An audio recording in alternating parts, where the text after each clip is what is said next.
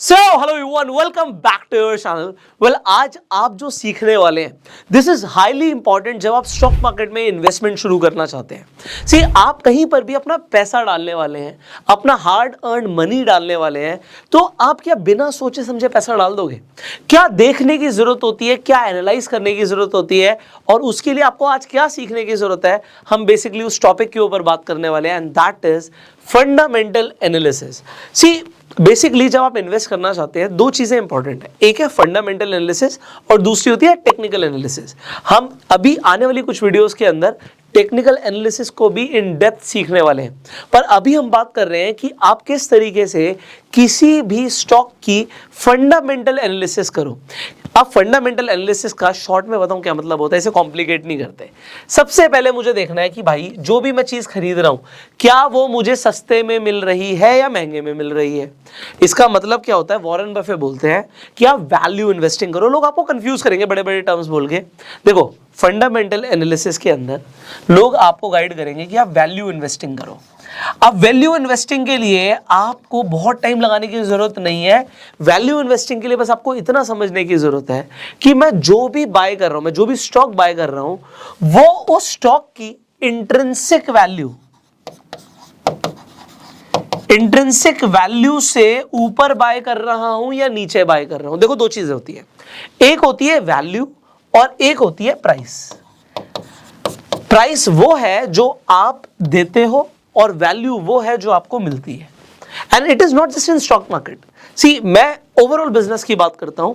आप कहीं पर भी किसी भी चीज के लिए पैसा देते हो, चाहे आज वो गाड़ी हो या अपना हेयर कट आप करवाते हो। आपने हेयर कट के लिए पैसा दिया और आपको उसके बदले में वैल्यू मिली। अब आपको ये देखना है वैल्यू उस हिसाब से मिली नहीं मिली।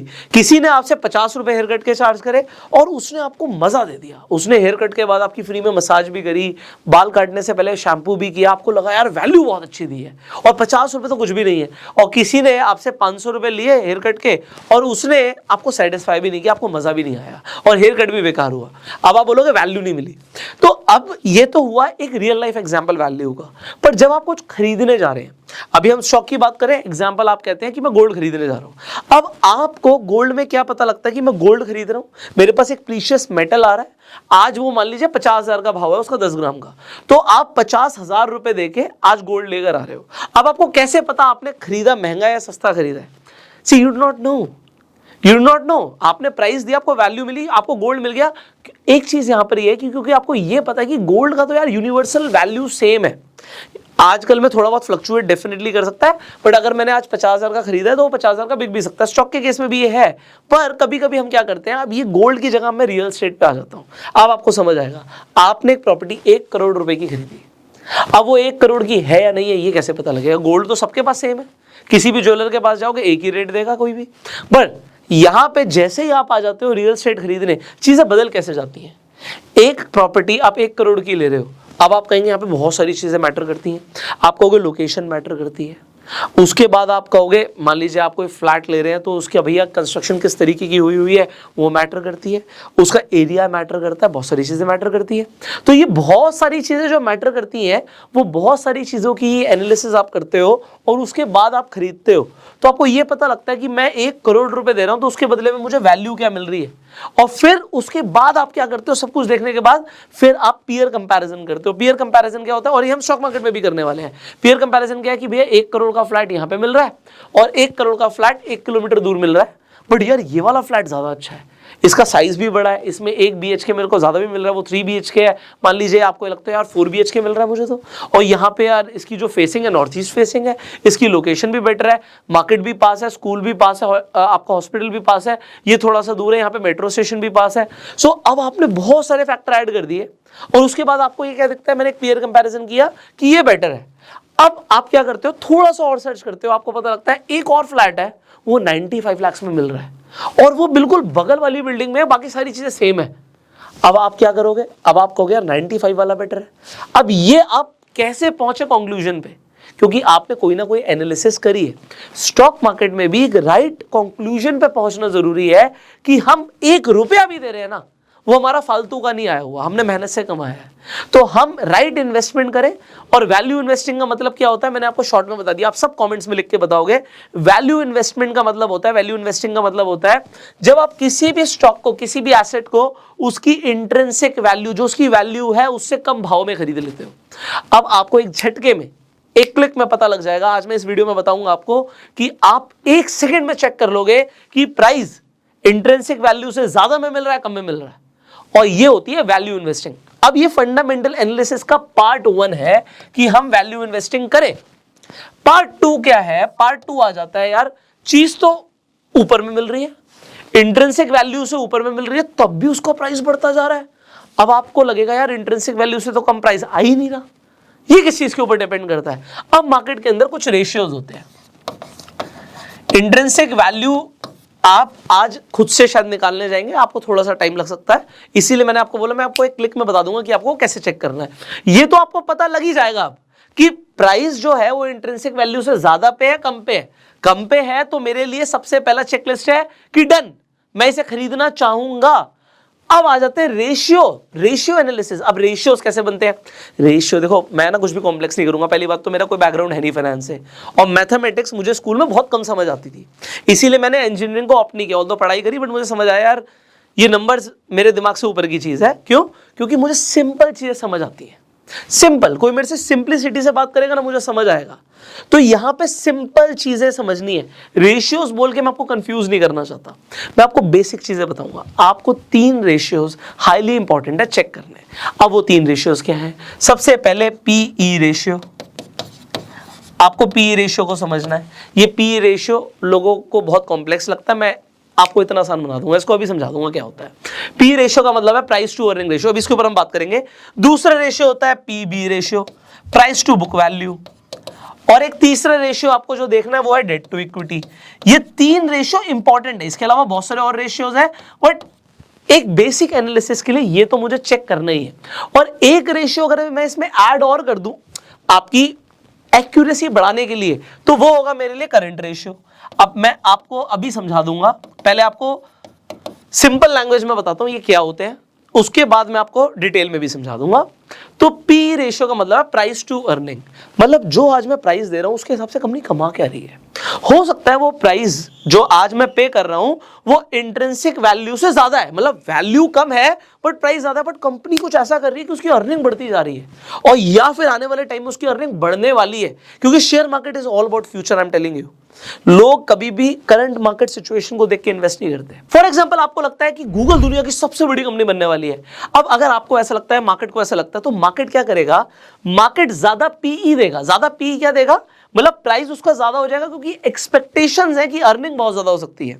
अब देखो, पी का मतलब है प्राइस अपॉन अर्निंग। मैं यहां पे लिख देता हूं, फिर इसे हटा दूंगा क्योंकि बहुत कुछ और भी लिखना बाकी है। तो आज अर्निंग कम है और प्राइस ज्यादा है। एग्जाम्पल के लिए आपको अर्निंग के लिए अर्निंग पर शेयर निकालना पड़ेगा, बट मैं इसे शॉर्ट में बता रहा हूं। मान लीजिए एक शेयर पे कंपनी कमा 10 रही है और उसका प्राइस 100 है, तो पी आ जाएगा 10 का, ठीक है। बट अगर प्राइस हो गया 1000, अब मार्केट ज्यादा पी देता है, कई शेयर्स को देता है, आप टेस्ला को देख लो, अडानी को देख लो, तो ज्यादा पीई देता है मार्केट, क्योंकि लगता है फ्यूचर में अर्निंग बढ़ सकती है। तो आज आपको दिखेगा यार पीई तो हो गया 100 का, बट अगर कल को अर्निंग बढ़ गई, अर्निंग ही 100 की हो गई, तो कल को ये 100 की जगह 10 का रह जाएगा पीई।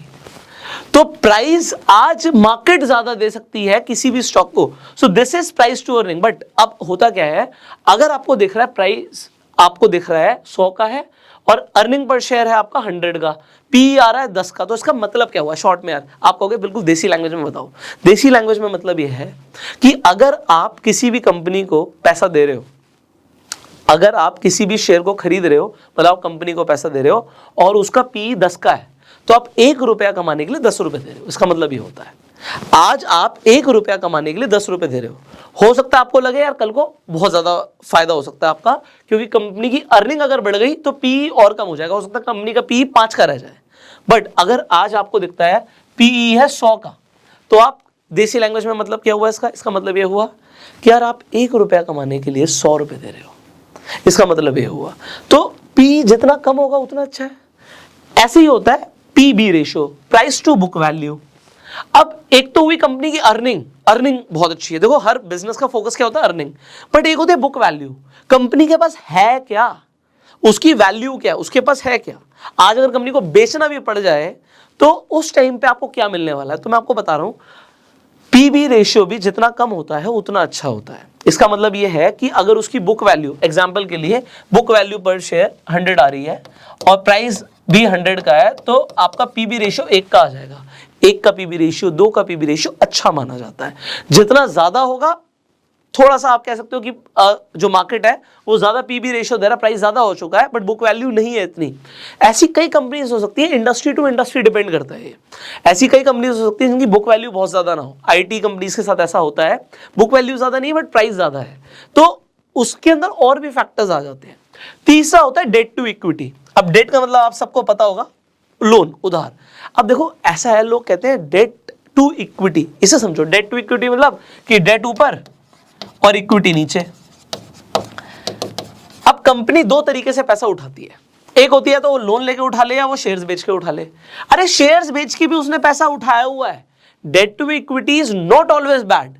क्यों? क्योंकि अगर मुझे मार्केट से पैसा चाहिए एक्सपेंशन के लिए, आज मेरे पास 2 फैक्ट्री थी, मुझे लगानी है 5 फैक्ट्री, और मुझे पता है 5 फैक्ट्री लगा के ना बहुत बढ़िया काम हो सकता है किसी नई चीज में। मान लो आप कहते हो ईवी के अंदर कोई कंपनी आज 2 फैक्ट्रीज है, उसके बैटरी बना रही है, कल को उसे 5 फैक्ट्री लगानी है।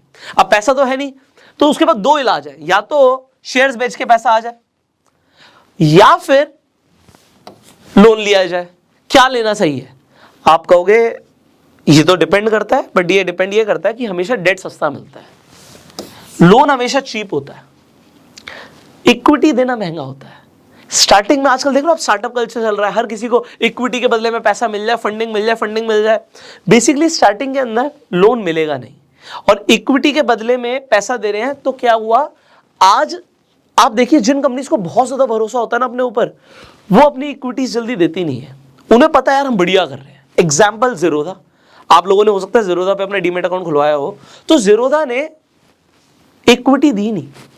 अगर जरूरत होगी एक्सपेंशन की तो लोन ले लेंगे। तो ये मैं आपको क्यों समझा रहा हूं, लोग कहते हैं डेट टू इक्विटी रेशियो कम होना चाहिए, मैं भी यही बोल रहा हूं कि कम होना चाहिए। कंपनी ने पहले इक्विटी देके पैसा लिया हुआ है, फिर वो और अगर लोन लेती जा रही है तो वो थोड़ा सा गलत है। बट डेट लेना भी गलत नहीं है अगर डेट की रीपेइंग कैपेसिटी है। तो अगर डेट की रीपेइंग कैपेसिटी है कंपनी के पास तो लोन लेना गलत नहीं, क्योंकि लोन सस्ता पड़ेगा। अगर आपने, एग्जांपल के लिए मैं ज़ीरोधा की बात कर रहा था, अगर आपने ज़ीरोधा पे अभी तक डीमैट अकाउंट नहीं खुलवाया तो लिंक डिस्क्रिप्शन कमेंट बॉक्स में है, आप आज ही जाके अपना डीमैट अकाउंट खुलवा सकते हैं। अगर आपको शेयर मार्केट में इन्वेस्ट करना है या फिर आपको ट्रेड करना है तो आपको एक डीमैट कम ट्रेडिंग अकाउंट चाहिए होता है। So Zerodha is a market leader, you can open your account. अब यहाँ पर हम डेट टू इक्विटी रेशियो की बात कर रहे थे, इसी पे आ जाते हैं। अब अगर किसी कंपनी का डेट टू इक्विटी रेशियो आपको दिखता है 2 का है या 10 का है या 20 का है, तो इससे क्या पता लगता है? सिंपल लैंग्वेज में बात करेंगे, इससे पता लगता है कि कंपनी ने 2 गुना लोन लिया हुआ है जितना उसने इक्विटी से पैसा उठाया हुआ है, तो लोन से डबल पैसा उठाया हुआ है। 10 है तो 10 गुना पैसा उठाया हुआ है। इक्विटी के कंपैरिजन में पैसा दोनों से उठाया हुआ है, पैसा दोनों से उठाया हुआ है, बट इक्विटी के कंपैरिजन में लोन ज्यादा लिया हुआ है कंपनी ने। बट लोन लेना इज नॉट ऑलवेज बैड, ये मैं आपको बता रहा हूं। रीपेइंग कैपेसिटी देखनी है और उसके लिए जस्ट मैं आपको बताऊंगा, इसके ऊपर थोड़ा सा आपको टाइम देना पड़ेगा। वीडियो लंबी हो सकती है, बने रहो, क्योंकि जो मैं आपको समझा रहा हूं ना, लोगों को ये सीखने में ना बहुत टाइम लग जाता है।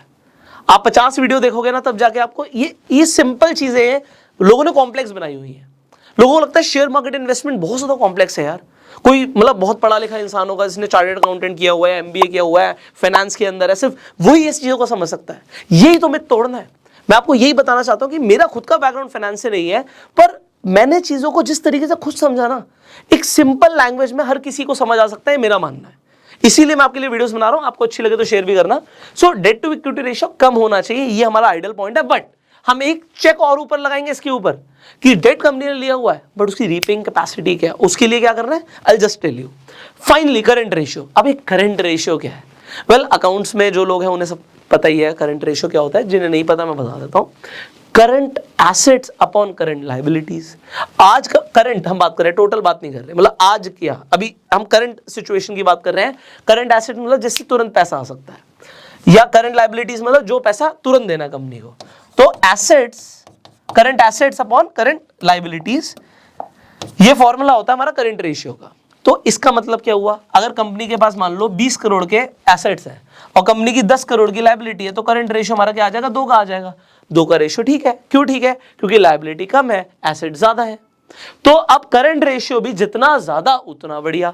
अब यहां पे पी रेशियो जितना हमारे लिए कम उतना बढ़िया, पीवी रेशियो जितना कम उतना बढ़िया, डेट टू इक्विटी रेशियो ऐसा बोलते हैं आइडियली कि कम हो तो ज्यादा बढ़िया है, तो ये भी मैं लिख देता हूं, बट मैंने आपको बताया इसके ऊपर एक और चेक है कि रीपेइंग कैपेसिटी क्या है, और फाइनली करंट रेशियो जितना ज्यादा उतना बढ़िया।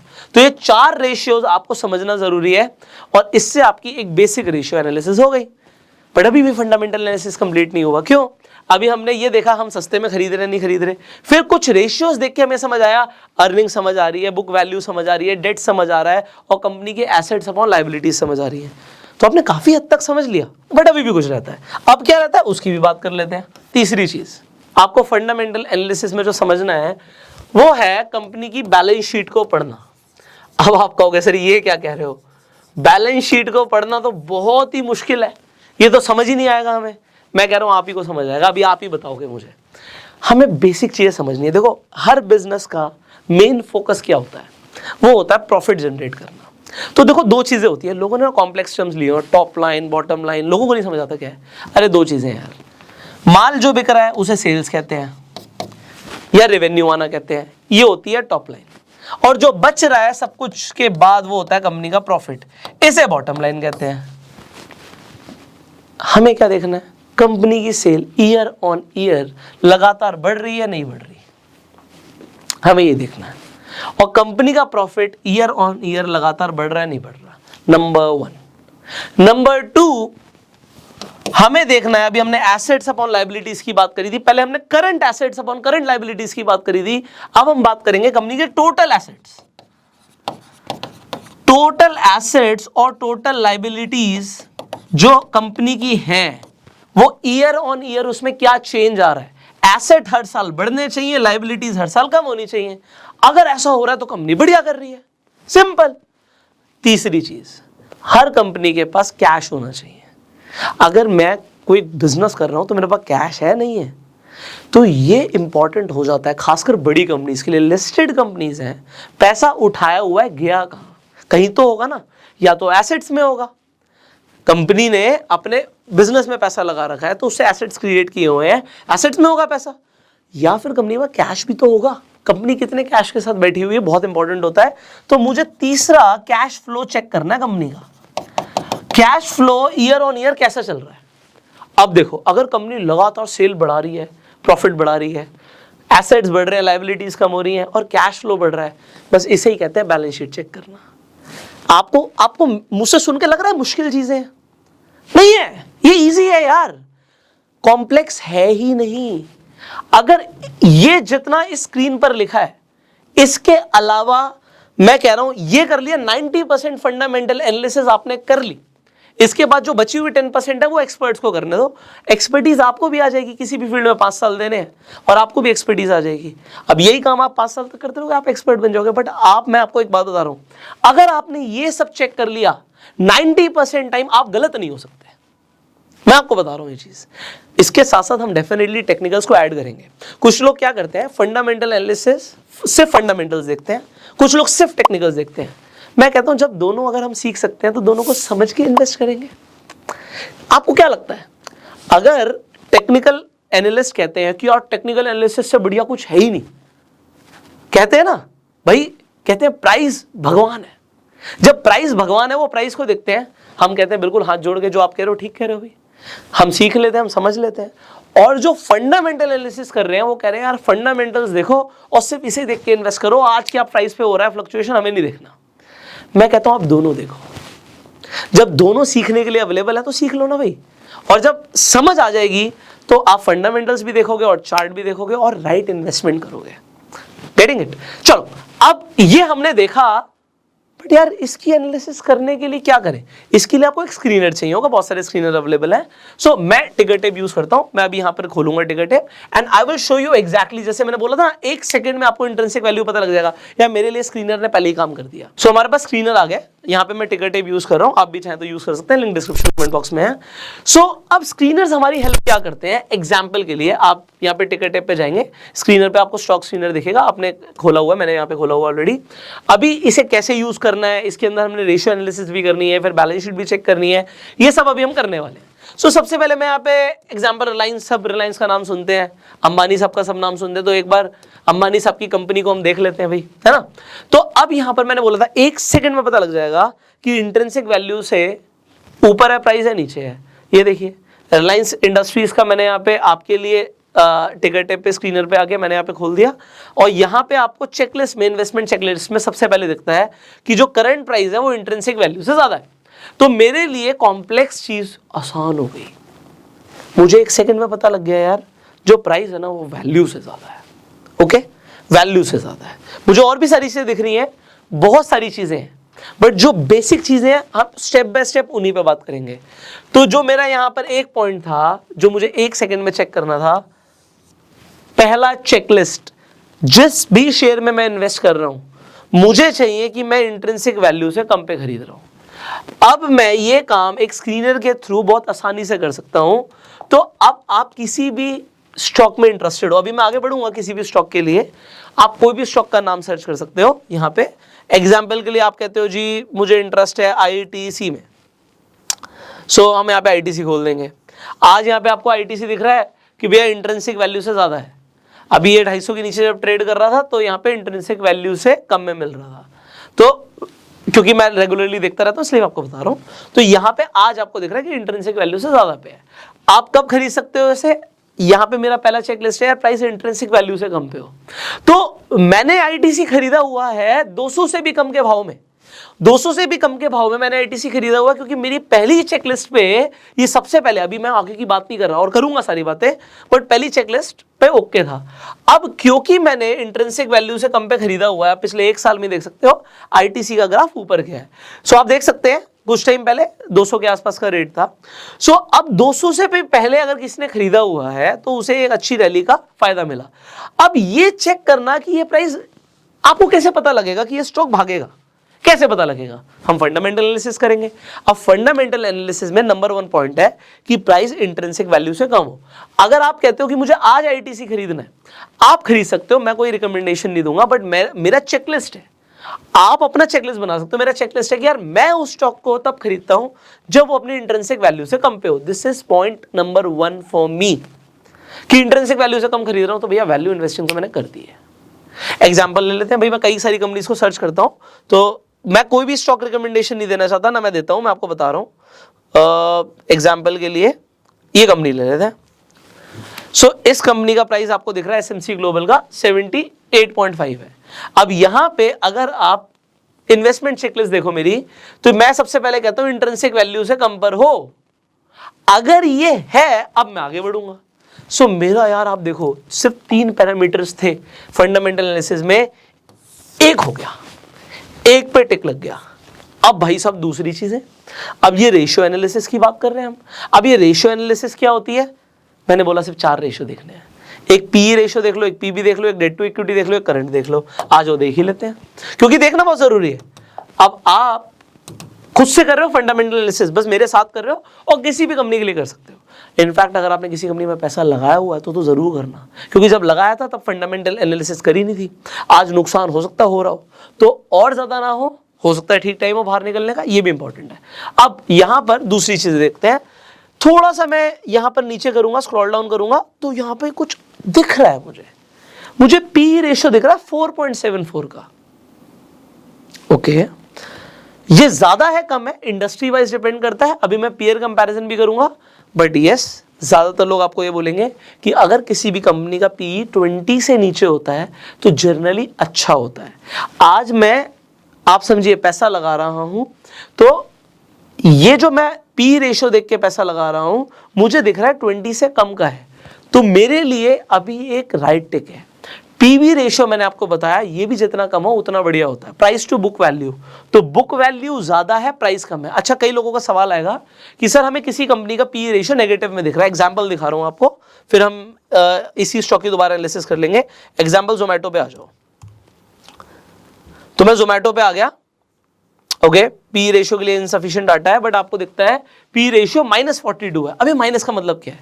देखो, माइनस का मतलब यह है प्राइस तो कभी भी नेगेटिव नहीं हो सकता, तो प्राइस तो मुझे दिख रहा है 62 रुपए का है, बट अर्निंग नेगेटिव में हो सकती है। तो अगर मैं यहीं पे इसकी एनालिसिस करूं, सो अगर मैं फाइनेंशियल्स में जाऊंगा, अभी हम बैलेंस शीट की बात कर रहे थे, तो अगर कंपनी प्रॉफिट नहीं बना रही, नेट इनकम देख रहे हो आप माइनस में दिख रही है, अगर नेट इनकम कंपनी की आपको दिख रहा है कि लॉस हो रहा है, तो उसका पी रेशियो नेगेटिव में आएगा।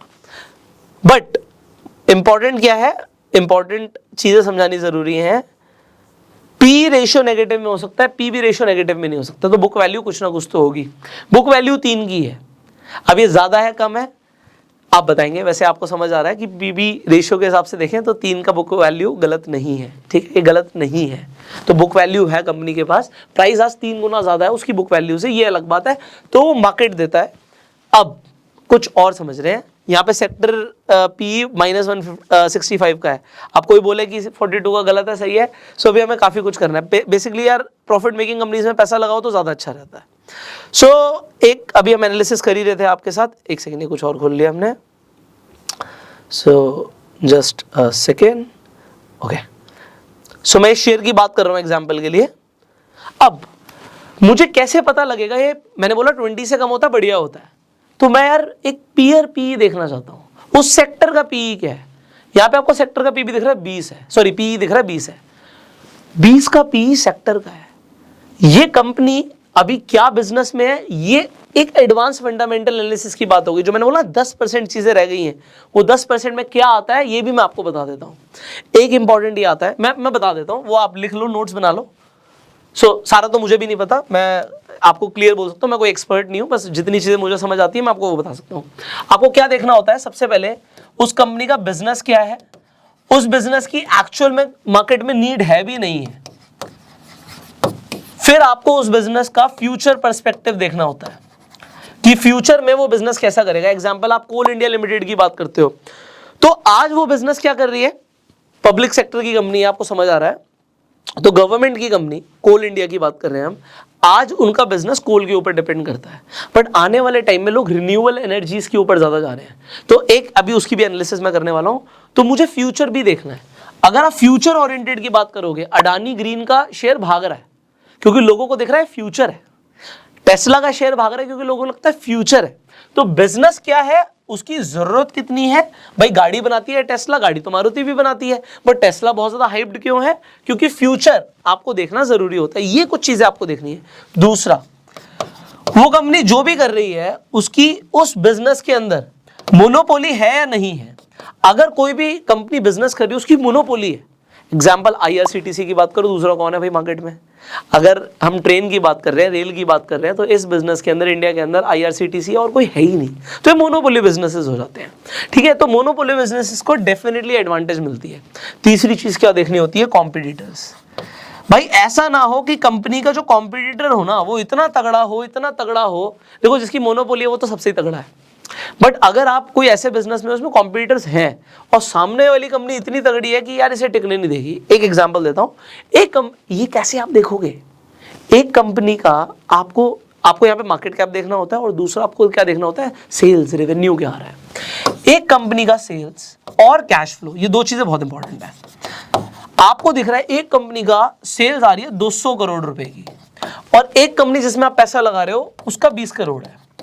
अब बाकी सारी चीजें तो इंपॉर्टेंट है ही, जो पहले भी बताया वो भी इंपॉर्टेंट है।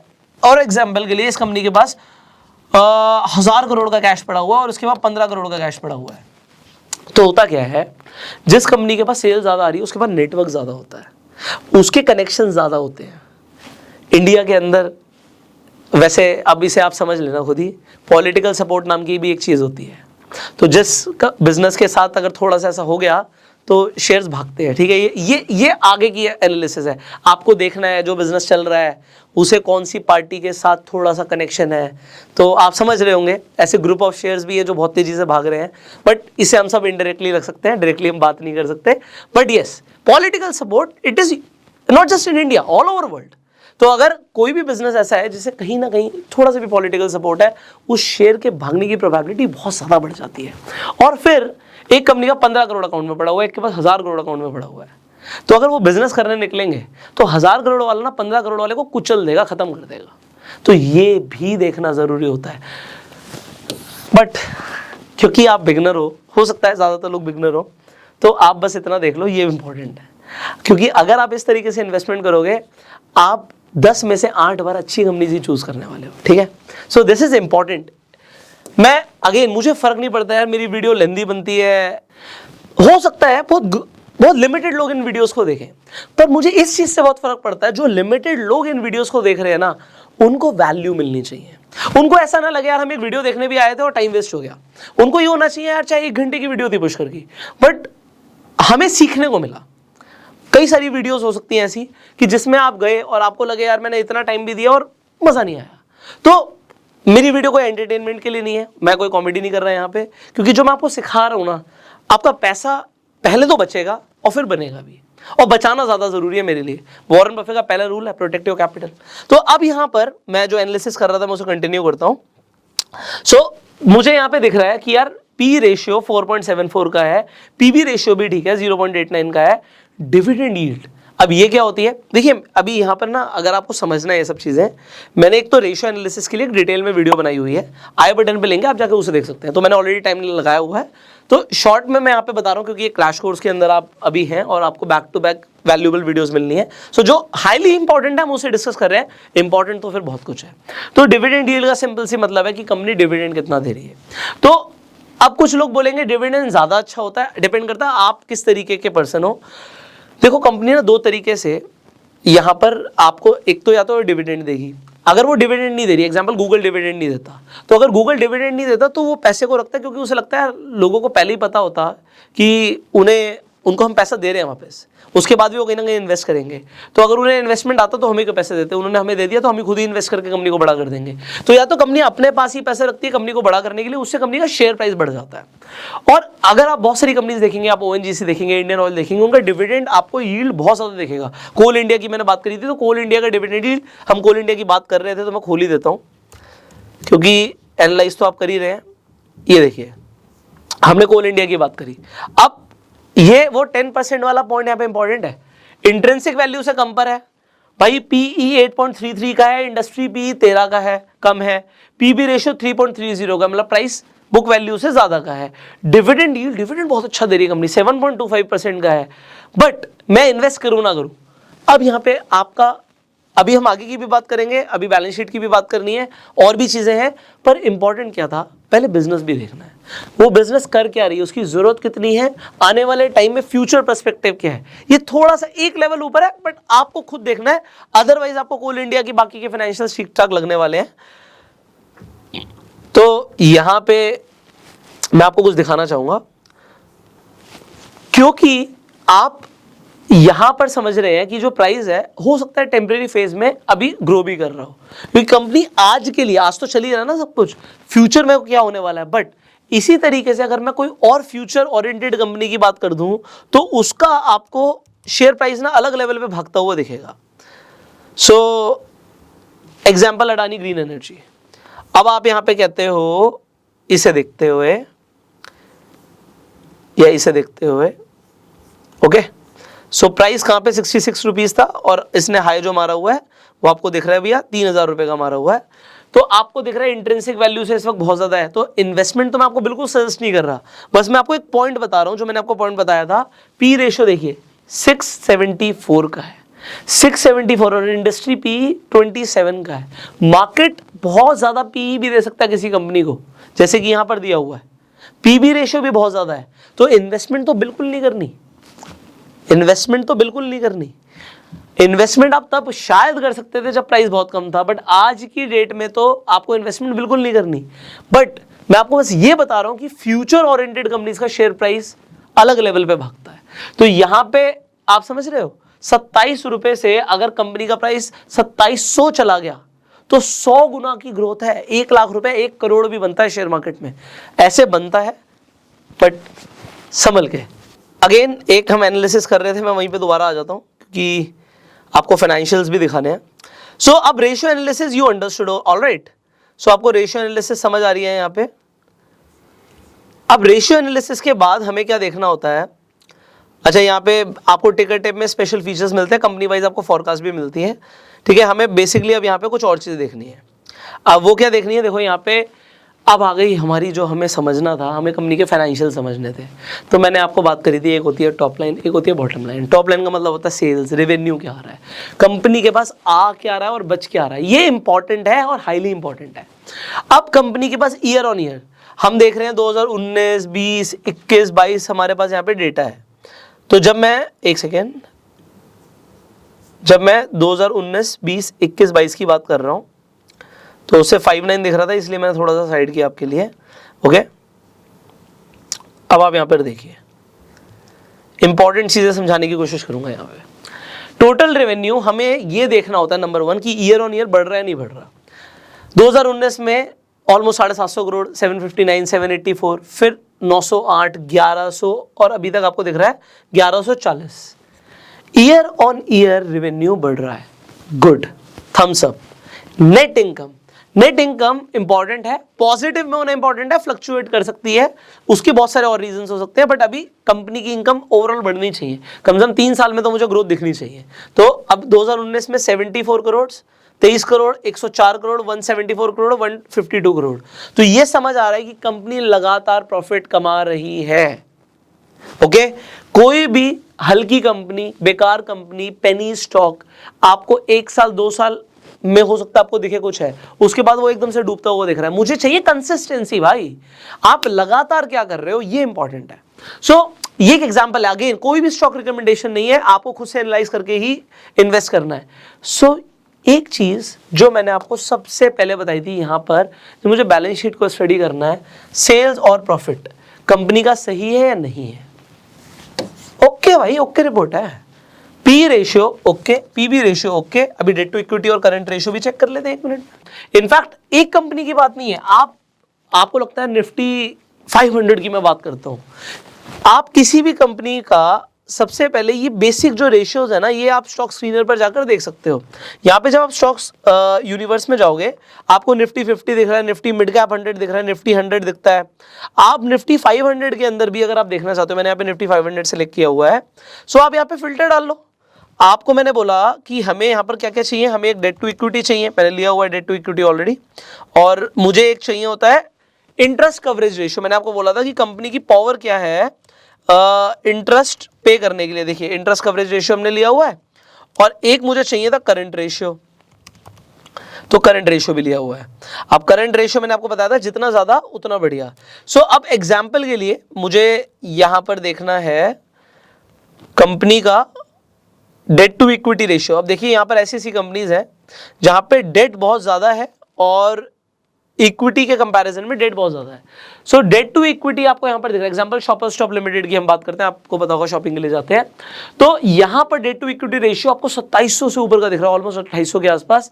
उसके बाद करंट रेशियो क्या देखना होता है कि लाइबिलिटी ज्यादा है, एसेट ज्यादा है। सो अगर एसेट ज्यादा होता तो 1 से ऊपर होता, अभी लाइबिलिटी ज्यादा है तो 0.77 दिख रहा है। और इंटरेस्ट कवरेज रेशियो भी हमारा ज्यादा होना जरूरी है, यहाँ पे 0.53 का मतलब जितना इंटरेस्ट लिया हुआ है उसके हिसाब से इनका इंटरेस्ट कवरेज रेशियो ठीक नहीं है।